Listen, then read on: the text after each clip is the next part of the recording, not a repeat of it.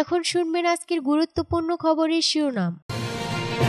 ভারতের মতো বেসামরিকদের লক্ষ্যবস্তু করব না, জানিয়েছেন পাক প্রতিরক্ষা মন্ত্রী।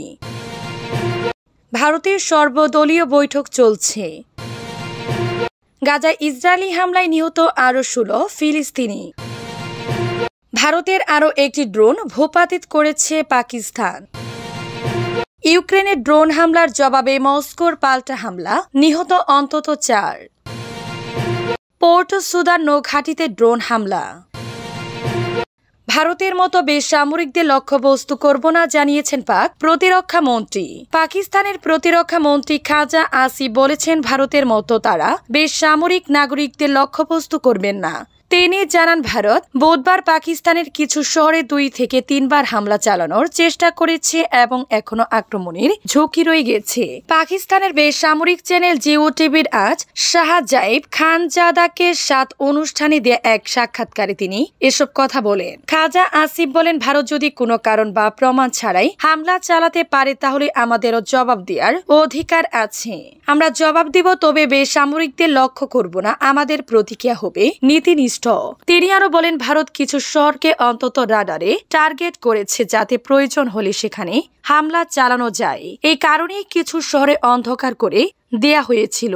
তবে আমরা পুরোপুরি প্রস্তুত এবং এর চরম মূল্য ভারতকে দিতে হবে। তিনি বলেন, ভারত যা করছে তা আর সহ্য করা হবে না। পাকিস্তান যথাযথ জবাব দিবে। খাজা আসিফ জানান, 2 সপ্তাহ আগে শুরু হওয়া চলমান এই সংকট এখনো পুরোপুরি শেষ হয়নি। ভারতের সর্বদলীয় বৈঠক চলছে। ভারত সরকার রাজধানী দিল্লিতে একটি সর্বদলীয় বৈঠক করছে। বৈঠকে বিরোধী দলীয় শীর্ষ নেতাদের পাকিস্তানের বিরুদ্ধে বিমান হামলার বিভিন্ন বিষয় সম্পর্কে অবহিত করা হবে। বুধবার ভোরে ভারত জানিয়েছে, তারা পাকিস্তান এবং পাকিস্তান শাসিত কাশ্মীরের 9টি স্থানে আঘাত করেছে। দিল্লির দাবি, এই হামলায় পাকিস্তানের সন্ত্রাসবাদী অবকাঠামো ধ্বংস হয়েছে।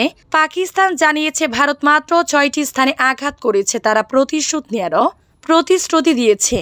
গতকাল সকালে প্রথম খবর প্রকাশিত হওয়ার পর থেকে ভারতের বেশ কয়েকটি বিরোধী নেতা বিমান হামলার প্রতি সমর্থন প্রকাশ করেছেন।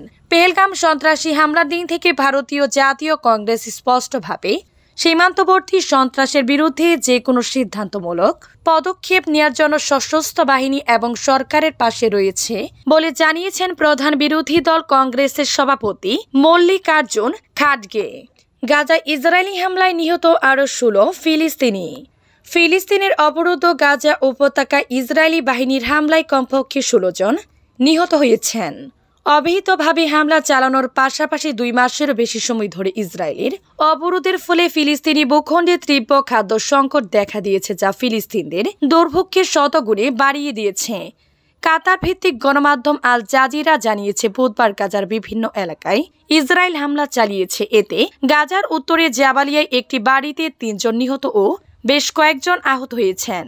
দক্ষিণে খান ইউনিস শহরে একটি বাড়িতে হামলায় আরও 8 জন নিহত হয়েছেন। এদিকে গাজা উপত্যকার মধ্য অঞ্চলে দের আল বালাহে একটি তাঁবুতে আঘাত আনার পর এক শিশুসহ আরও 3 জন নিহত হয়েছেন। উপত্যকার পূর্বে বাণী সোহেলা গ্রামে একটি বাড়িতে ইসরায়েলের বিমান হামলায় এক দম্পতি নিহত হয়েছেন। এর আগে মঙ্গলবার রাতে গাজার বেসামরিক প্রতিরক্ষা সংস্থা জানায়, গাজার কেন্দ্রে বুরেজ শরণার্থী শিবিরে বাস্তুচ্যুতদের আশ্রয় দানকারী একটি স্কুলে ইসরায়েলি হামলার পর 31 জন নিহত এবং কয়েক ডজন আহত হয়েছেন। চলতি বছরের 19 জানুয়ারিতে যুক্তরাষ্ট্র ও মধ্যস্থতাকারী দেশগুলোর চাপে বাধ্য হয়ে ইসরায়েল অবরুদ্ধ গাজায় যুদ্ধবিরতি ঘোষণা করে। কিন্তু যুদ্ধবিরতি 2 মাসের মধ্যে ইসরায়েল আবারও ব্যাপক হারে সামরিক অভিযান চালানো শুরু করে। 18 মার্চ ভোরে শুরু হওয়া অভিযানে এখনো পর্যন্ত কমপক্ষে 2500 জন নিহত এবং 6700 জন ফিলিস্তিনি আহত হয়েছেন। এর আগে ইসরায়েল গত 2 মার্চ থেকে গাজায় সব ধরনের সামরিক সহায়তার প্রবেশ বন্ধ করে দিয়েছে।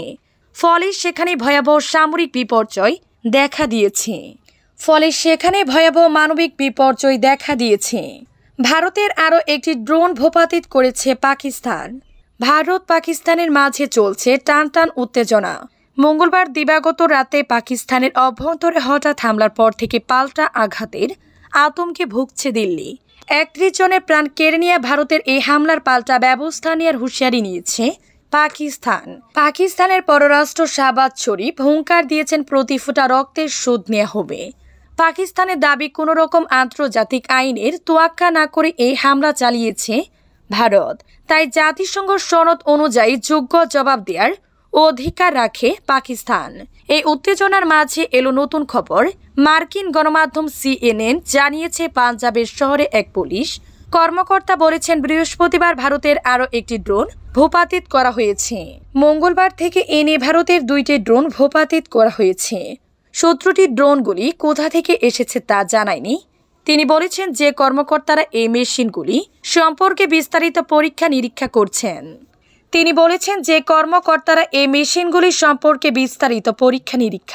করছেন। ইউক্রেনের ড্রোন হামলার জবাবে মস্কোর পাল্টা হামলা, নিহত অন্তত 4। ইউক্রেনের টানা ড্রোন হামলার জবাবে পাল্টা হামলা শুরু করেছে রাশিয়া। ওড়িশা ও সুমি শহরে রুশ ড্রোনের হামলায় ইতিমধ্যে কমপক্ষে 4 জন নিহত হয়েছে বলে জানিয়েছেন ইউক্রেনের কর্মকর্তারা। এছাড়া হামলায় খার্কিভেও বেশ কয়েকজন আহত হয়েছেন বলে জানানো হয়েছে। এর আগে টানা 2 রাত ধরে ইউক্রেন মস্কোয় ড্রোন হামলা চালিয়ে যাচ্ছে বলে জানিয়েছে রাশিয়া। দেশটির বিমান চলাচল পর্যবেক্ষণ সংস্থা রুসাবিয়াতসিয়া সামাজিক যোগাযোগ মাধ্যম টেলিগ্রামে জানিয়েছে নিরাপত্তা নিশ্চিত করার জন্য তাদের রাজধানীর 4টি বিমানবন্দরের সবগুলোই সামরিকভাবে বন্ধ করে দেওয়া হয়েছে। সোমবার রাশিয়ার প্রতিরক্ষা মন্ত্রণালয় জানায় যে তারা অন্তত 26টি ইউক্রেনীয় ড্রোন ধ্বংস করেছে। এমন একটি সময় হামলা ও পাল্টা হামলার এমন ঘটনা ঘটিয়েছে যখন বিজয় দিবস পালনের জন্য প্রস্তুত হচ্ছে রাশিয়া। দেশটি উপলক্ষে রুশ প্রেসিডেন্ট ভ্লাদিমির পুতিন ইউক্রেনে 3 দিনের যুদ্ধবিরতি কার্যকরে প্রাথমিকভাবে সম্মত হয়েছেন। মস্কোর ঘোষণা অনুযায়ী আগামী বৃহস্পতিবার থেকে ইউক্রেনে 3 দিনের সামরিক যুদ্ধবিরতি কার্যকর হওয়ার কথা রয়েছে। পোর্ট সুদান নৌঘাঁটিতে ড্রোন হামলা। সুদানের বৃহত্তম নৌঘাঁটি পোর্ট সুদানে বুধবার টানা 4র্থ দিনের মতো ড্রোন হামলা চালানো হয়েছে। সেনা সমর্থিত সরকারের ঘাঁটিটিতে এই আক্রমণের একদিন আগে সুদান সংযুক্ত আরব আমিরাতের সঙ্গে সম্পর্ক ছিন্ন করেছিল। সেনাবাহিনীর দাবি RSF বাহিনীকে অত্যাধুনিক অস্ত্র সরবরাহ করেছে আমিরাত, যা এই হামলায় ব্যবহৃত হয়েছে। লোহিত সাগর তীরবর্তী পোর্ট সুদান একদিন জাতিসংঘের 80 ও বাস্তুচ্যুত লাখ মানুষের জন্য নিরাপদ আশ্রয়স্থল ছিল। তবে রবিবার থেকে সেখানে ড্রোন হামলা শুরু হয়। এর জন্য দায়ী করা হচ্ছে আধা সামরিক র্যাপিড সাপোর্ট ফোর্সকে RSF। সেনাবাহিনীর একটি সূত্র জানায় বুধবারের ড্রোন হামলা বিমান বিধ্বংসী ক্ষেপণাস্ত্রের মুখে পড়ে। শহরের উত্তরে ফ্লামিঙ্গো ঘাঁটি থেকে একের পর এক বিস্ফোরণের শব্দ পাওয়া গেছে। রাতে ড্রোন প্রতিহত করতে বিমান প্রতিরক্ষা ব্যবস্থা সক্রিয় ছিল বলে জানিয়েছেন স্থানীয় বাসিন্দারা। এই পরিস্থিতির মধ্যে প্রায় 600 কিলোমিটার দক্ষিণে ইরিত্রিয়ার সীমান্তের কাছে কাসালায় সেনা নিয়ন্ত্রিত বিমানবন্দরে 3টি ড্রোন হামলার চেষ্টা চালানো হয় বলে জানান একটি নিরাপত্তা সূত্র। আরও হামলার শিকার হয়েছে উত্তর রাজ্যের মেগো নগরী ও আডবাড়া শহর।